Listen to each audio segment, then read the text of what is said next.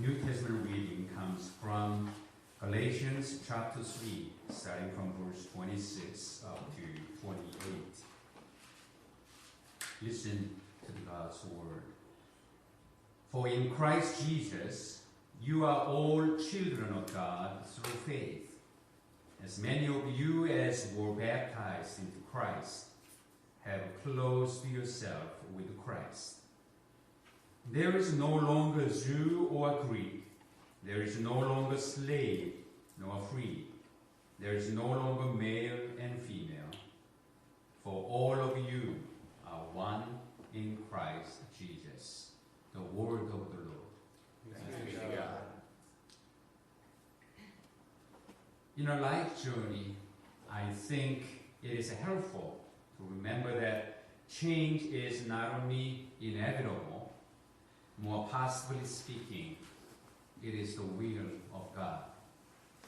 It is God who declares, now I create new heaven and new earth. And it is God who also announced, behold, I make all things new.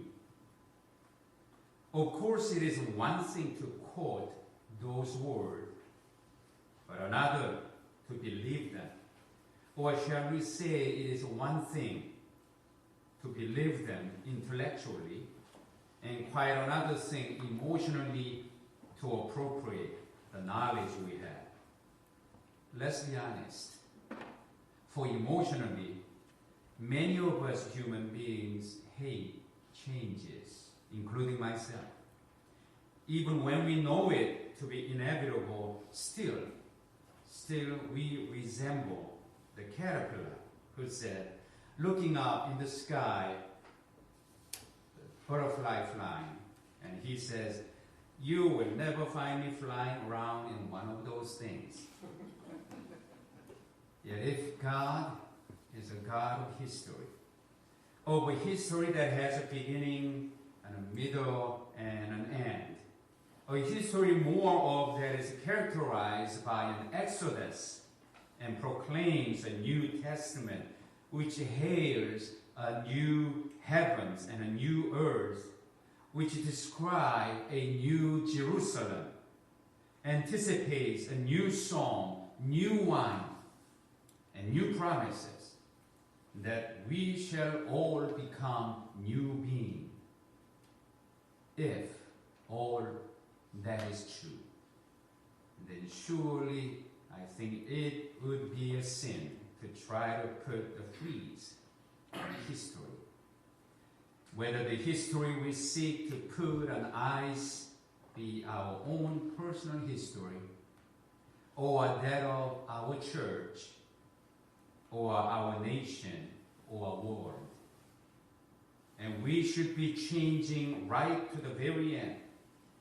For though our outer nature is wasting away, our inner nature is being renewed every day.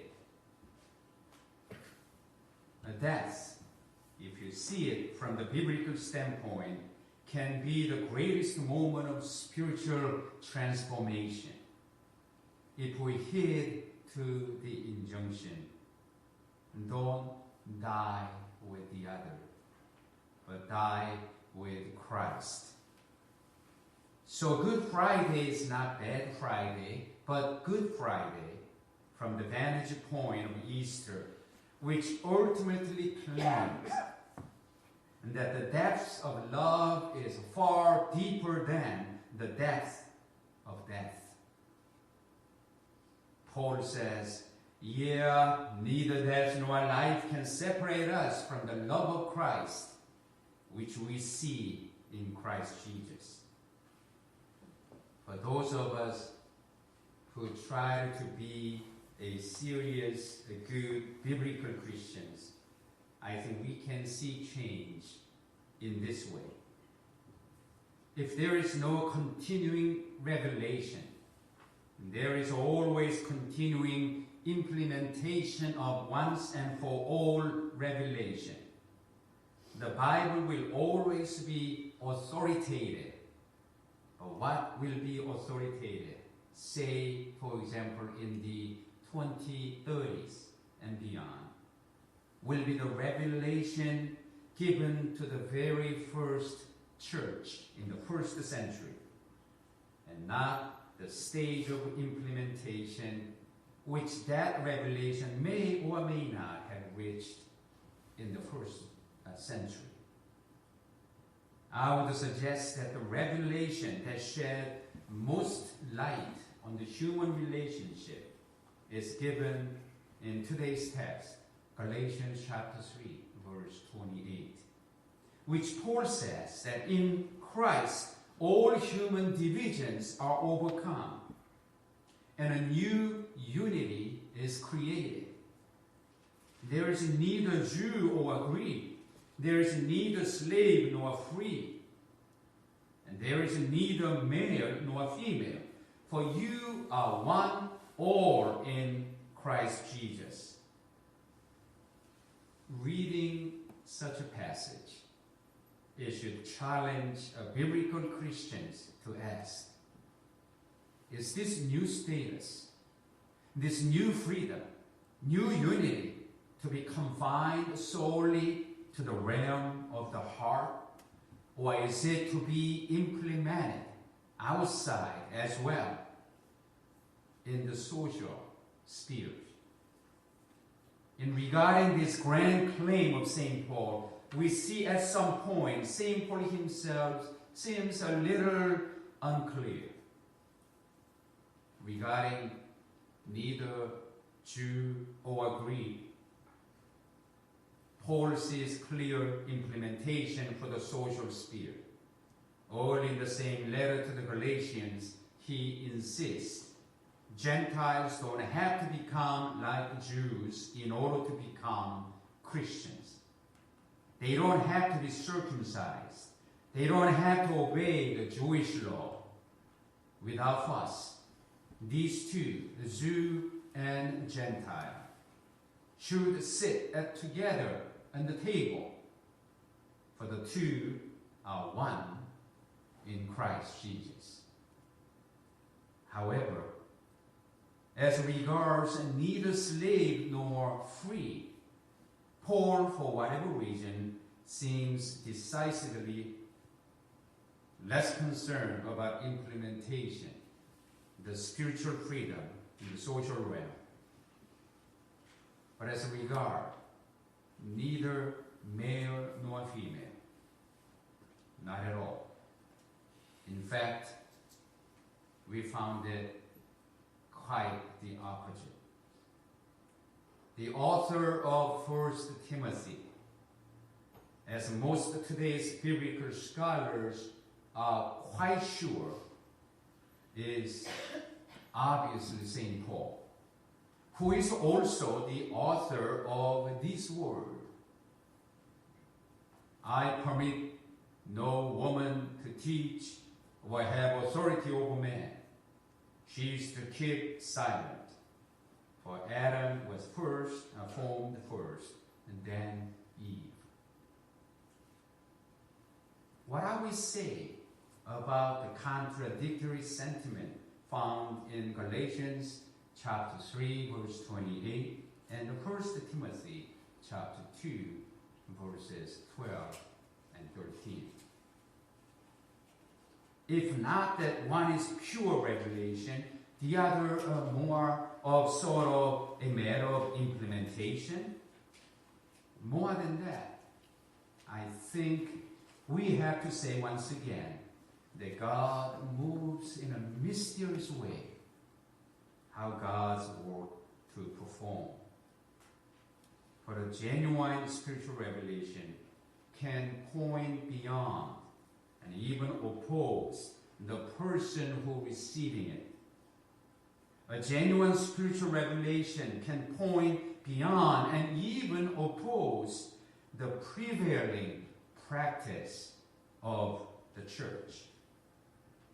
Remember, caterpillars do eventually become butterflies, no matter what caterpillar thinks. Who today would hold that implementation of neither slave nor free should be confined only to an attitude of our heart divorced totally from our social legislation.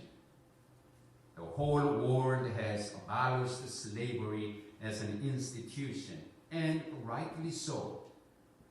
And rightly, not only the nation, but the churches, the entire world should seek now to implement in the social realm the revelation given St. Paul that is in Christ Jesus there is neither male nor female. Here is one God-ordained surprise the future has in store for all of us. Just as emancipation of slaves leads inevitably to their full equality, I believe that so woman's liberation will and should lead to their full ordination in all churches. And I dare even to challenge, including the Roman Catholic churches. What it says to us, man, is very simple. It says our pride, swollen face have closed up our eyes. But what is morally true can be better understood in psychological terms. One thing we human beings have found out is that the realm of our psyche, called the subconscious, has no digestive tract. What goes down has to come out again. And when it does, usually it does so in the form of displays of violence. For it is the matter of grace of God transcending the order of God's creation. In Christ, there is neither male nor female, transcending.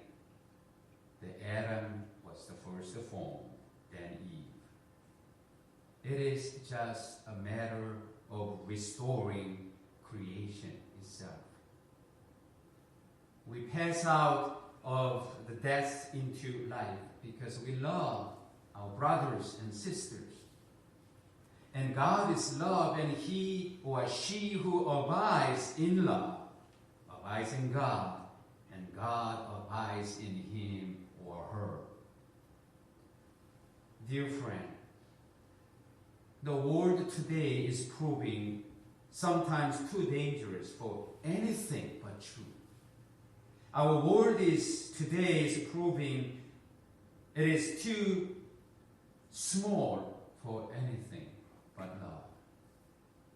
And that means that if our personal belief about what we think is right and wrong separate us further from one another, then there must be something wrong about what we believe. So what is right? Let me suggest that belief that keeps us on the grain of love are truthful. Let me also suggest that belief that keep us on the grain of human suffering with compassion and love are truthful. And the two are related. For those who see pain and yet remain unmoved in their heart are sure to inflict it upon others. I have talked this morning a little bit about change, but there is also continuity in life.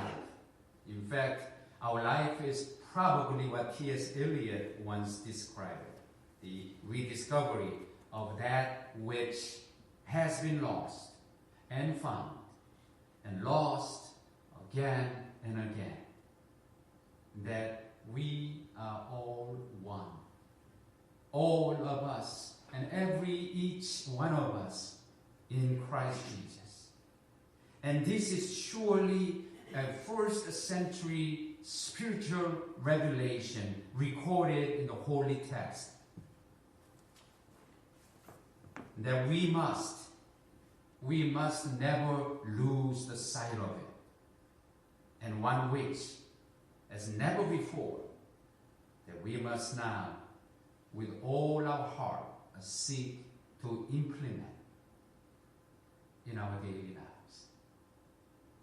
And that's the meaning of participating in the great march of historical full restoration as we work with Jesus Christ in our life. May the name of God